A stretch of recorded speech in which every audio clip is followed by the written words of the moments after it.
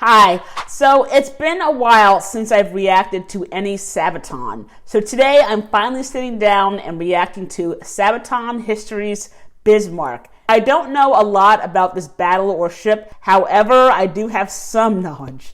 Let's get to it. I'm Indy Neidell. I'm Per from Sabaton. And this is Sabaton History.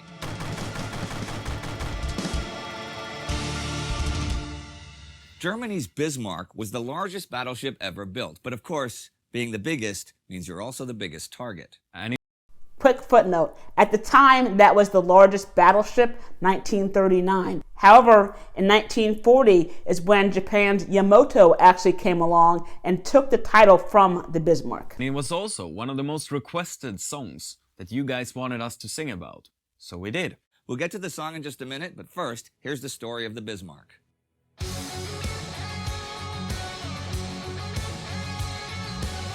As the construction of the two Bismarck-class battleships began in 1936 in Germany, Britain was anything but worried. By treaty since World War I, Germany could not have any battleships that could challenge France and Great Britain.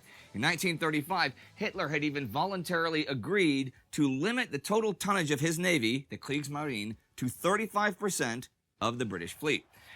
Was that because of the Treaty of Versailles, I think? They had all those regulations on post-war Germany? If you know, please drop it in the comments. However, the launch of the first new battleship in February 1939 showed that not only had Hitler disregarded the treaty, the Bismarck class was something the world had never seen. Christened Bismarck by the granddaughter of Otto von Bismarck, Germany's first chancellor, the ship was, like its twin, the Tirpitz, 251 meters long and 36 meters wide, larger than anything the British or French had. Its 8 38-centimeter guns placed in 4 twin turrets were the biggest guns ever placed on a German warship. Additional medium artillery and anti-aircraft guns completed the armaments, while its range-finding center was top of the line. But it was not just strong offensively. If it was to go toe-to-toe with French battleships, as had seemed the most logical enemy in 1936, it had to be able to withstand some hits without going down. The main armor belt was up to 32 centimeters of super-strong Wotan steel. Its double-walled hull could absorb the shock from a torpedo and disperse it around the hull. The transverse bulkhead was between 11 and 22 centimeters thick and was segmented into 22 compartments that could be individually sealed in case of flooding. Its 12 high-pressure boilers and its munition chambers had an additional armor strength of 8 to 12 centimeters. Compartments being sealed off just for flooding was not just a military naval invention. That was something also found on civilian ships, such as the Titanic. All in all, with 44% of its weight dedicated to defense, it seemed impossible that this ship could be sunk.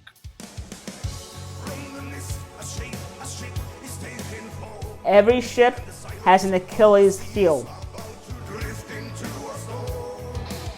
By the time the ship was officially commissioned on August 24, 1940, the war had turned Europe upside down, and it was British shipping, not French, that was the main enemy at sea. The German invasion of Norway had deprived the British of strategic positions in the North Sea.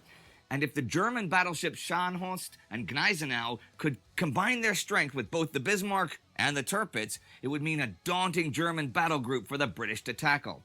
And as the battle for Britain raged in the air, German submarines targeted shipping in the Atlantic, Britain's lifeline.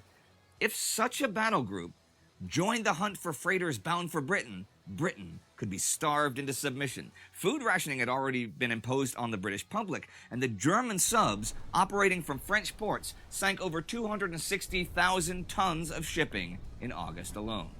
This was exactly what Admiral Erich Raeder of the Kriegsmarine had in mind when he gave command of the Bismarck to Admiral Gunther Lutyens. Second in command was Ernst Lindemann. The crew, over 2,000 strong, was not conscripts, but volunteers from all over Germany. They were top-notch men. In the Baltic Sea, the Bismarck had its first training exercise against a mock battle cruiser, Hood. HMS Hood, built at the end of the First World War, was for a long time the British flagship and symbolized the might of the Royal Navy. It was their pride and joy. The first tests were favorable. The Bismarck could reach a top speed of 30.8 knots and outrun any potential threat. But there were two weaknesses. First, The recoil of the heavy guns was extreme, and it was uncertain if, under combat conditions, the force of the naval guns firing would harm the ship's equipment. The second weakness showed during a simulated rudder failure. Without rudders, it was very hard to maneuver the ship. Well, rudders and propellers were always a weakness on any ship, though, and the German Admiralty dismissed the problem, since hitting the rudder during combat was extremely unlikely. Something tells me that those two Achilles heels are going to come into play in this battle. By April 1941, the Bismarck was ready for combat. It was to head back to the North Sea, catch up with the heavy cruiser Prinz Eugen, and meet Gneisenau in the Atlantic. Raeder gave the order that over 3 months, it was to sink as many freighters as possible. The might of the Bismarck would allow the battle group to even attack guarded convoys. However, at the time, both the Gneisenau and Prinz Eugen were damaged awaiting repairs. The Bismarck waited. On May the 5th, Adolf Hitler visited the ship. Now, Hitler was a fan of battleships. He loved the design, but he had no knowledge of tactical or strategic naval warfare. He was, however, fearful when it came to naval operations. On the one hand, he wanted to protect and enhance the propaganda image of the mighty German forces. On the other, he wanted to avoid agitating the neutral Americans and their freight shipping. So the Kriegsmarine kept Hitler in the dark about his plans. On August 18th, the Bismarck and Prinz Eugen were to secretly head into the Atlantic. Those two ships were strong enough to do some serious damage to British trade. It was likely that the British knew that the Bismarck was battle-ready, but still, secrecy was the key to success. Until they reached the Atlantic, the Bismarck could run into a British trap and be overwhelmed by numerically superior forces. But you know, how they hoped to keep the largest battleship in the world floating around out there a secret is beyond me. Anyhow, the 20th, the Bismarck was spotted, and a day later, members of the Norwegian resistance observed the German ship hiding in the fjords. They informed the British. Now, Admiral Sir John Tovey, aboard the new flagship King George V, was chief of the British Home Fleet. He was ordered by the British Admiralty to locate and engage the Bismarck. That ship was not to reach the Atlantic, period. Tovey could not, though, know the exact route the Bismarck would take. So he ordered Vice Admiral Lancelot Holland to take the Hood and make for Iceland with HMS Prince of Wales to cut off the most likely path. Lancelot, that might be the most British name I've ever heard. Back home, the Kriegsmarine informed Hitler about Bismarck's departure on the 23rd. Hitler was furious and wanted to recall the ship, fearing that the pride of Germany might be destroyed. But Raeder assured him that everything was fine, especially now that the German invasion plans for Crete were finalizing. Bismarck would keep the British from sending additional ships into the Mediterranean. For historical perspective, let's do a quick timeline. October 1940 is when Italy invaded Greece and pretty much got their asses handed to them by the Greeks. Hitler sent his troops to Greece to actually conquer them, which he did in April of 1941. The following month, May, is when Germany actually invaded Crete. Spotted again by the evening, two British heavy cruisers, the Suffolk and the Norfolk, had taken its scent. And I mean that quite literally. The Suffolk was equipped with a superior new radar system, and the heavy cruiser shadowed the Bismarck and gave its whereabouts to the rest of the British fleet. Bismarck also seemed to be pursued by bad luck. Not only could they not evade the new radar system, the first time they fired on the pursuing heavy cruisers, the recoil of the guns damaged their own radar system. So they had no idea what was heading their way.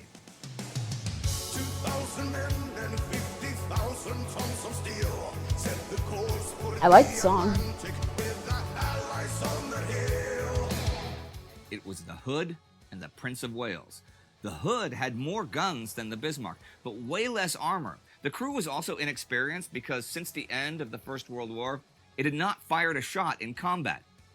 The battleships closed in on each other. The first to draw blood was the Prinz Eugen, hitting one of the Hood's munition chambers. And then, just as the Hood was turning to bring its aft guns to bear, the fourth salvo from the Bismarck smashed into it, punching through its armor and detonating inside the ship's main munition chamber. A moment of shock paused the battle as HMS Hood was engulfed by a giant fireball and split in half. The Prince of Wales returned fire on the Bismarck, damaging it, but was in turn itself hit, which destroyed the bridge and killed the officers. The Prince of Wales turned and fled. Admiral Lutyens decided not to pursue, but to check the damage on Bismarck. It had only received one hit, but was taking on water. One of the boiler rooms had to be abandoned, but more importantly, the foremost fuel depots were leaking. Lutyens evaluated his options. He had damaged the Prince of Wales and destroyed the hood, a major victory. Indeed, it had been a lucky shot, and the battle had not lasted 10 minutes, but only 3 of the 1,419 men aboard the hood had survived. But the Bismarck could not now reach top speed, and 3 out of 1,400. Oh, I cannot imagine the survivor's guilt that those 3 sailors actually lived with. Oh. his fuel was lower than planned. Yep, Bismarck was always referred to as a he. Why is it referred to as a he when most ships are actually referred to as a she? Is that a German naval tradition? Lutyens could return the way he came to Norway or try to break through to Saint-Nazaire, France for repairs. He chose France. The death of the Hood was indeed a shock to the British public. Admiral Tovey was ordered to destroy the Bismarck with all ships available. Norfolk and Suffolk were still shadowing the Bismarck, but neither could slow it down. The only ships close enough to do that were Force H, HMS Sheffield, HMS Renown, and the aircraft carrier Ark Royal, with 18 Swordfish torpedo bombers aboard. Those biplanes looked like World War I, but could reach 100 knots, enough to catch the Bismarck. Lutyens was pessimistic about his chances, since basically the whole British home fleet was on his heels. Force H made contact with the Bismarck May 25th, but the Renown and the Sheffield were too weak to engage. 15 torpedo bombers did instead that night. Such small planes are hard to hit with AA guns, especially at night, and with suicidal bravery they closed in and released torpedoes at 300 meters. It's kind of the same idea as the Night Witches, these old rickety planes that made almost no noises. That's one of the reasons why they are so deadly. That plus the bravery of the Night Witches themselves. If you do want to learn more about those awesome female pilots, I will go ahead and link Sabaton History's video on them at the very end. The first torpedoes did minimal damage, but Bismarck was hit in the stern while making evasive maneuvers, and inrushing water blocked the rudder. Bismarck's Achilles heel There it is. had been hit. No surprise there.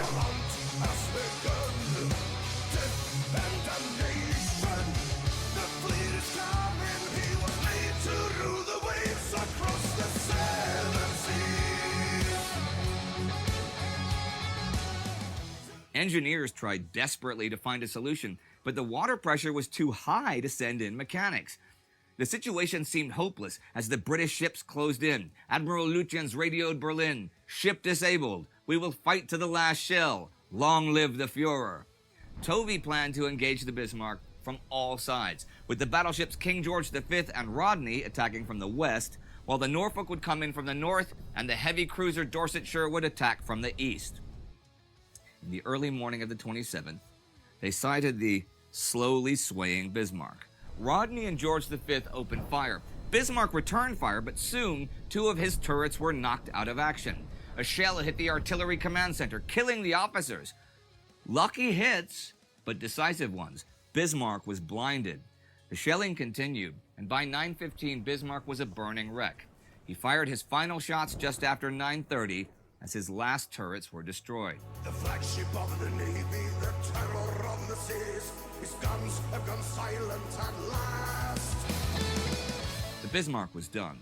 Of the 2,876 shells fired on it, 400 hit the ship in a little over half an hour. I cannot imagine being on the deck or in that ship. 2,800 shells in 30 minutes? That is a kind of nightmare I would not even want to imagine. Whoa.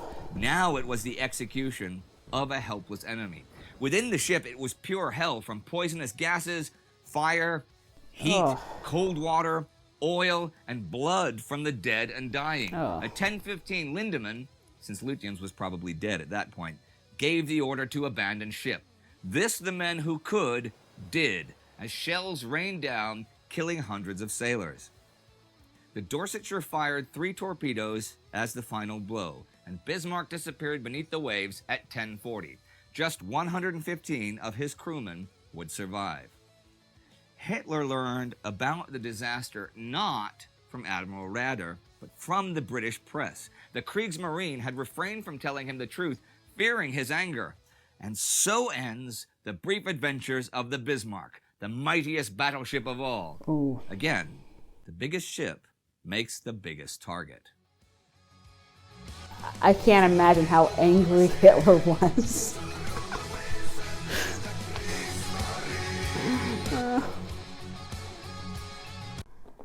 So my respect goes out to all sailors. I couldn't imagine a scarier job except for maybe being a submariner. But I need your help. We need to protest the fat electrician to make a video on the Bismarck. I think he would do an excellent job, as did Indy. Once I react to the song, I'll put it right here. And this is The Night Witches. Thanks for watching.